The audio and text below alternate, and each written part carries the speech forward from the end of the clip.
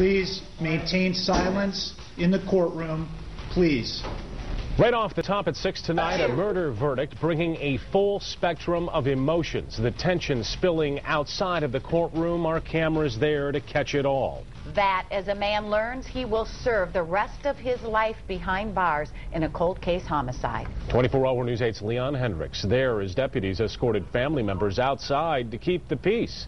That's right. There was a need for that security. Both families have now lost a loved one. On the victim's side, it was closure, justice served. But for the suspect, that suspect, by the way, who'd been charged with federal weapons and drugs charges in the past, they say the system failed their loved one and that he's taking the fall for the real shooter. Those differing views clashed outside the courthouse this afternoon.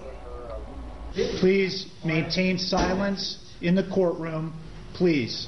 An outburst as the judge sentenced Pablo Torres to life in prison for shooting and killing Markel Lee in August of 2006. On Bemis Street in evenings dark, Lee was one of more than 24 shot in the city that year. A rash of gang violence, prosecutors said. This one went cold. They've been working on this case for years. They kept up on it. The family props Grand Rapids police detectives. Years after the incident, new information led to enough evidence to extradite Torres from a federal prison in West Virginia to face charges for murder. They told us that they was going to solve this case, and they did. Lee and Torres were close friends before the shooting. The families kept apart by sheriff's deputies after the sentencing. Torres had a chance to speak, but didn't. His mother doesn't believe he was the shooter and says he won't be the one to say who was.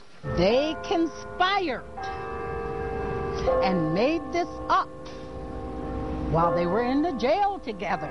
He's not a rat, and he doesn't rat people out.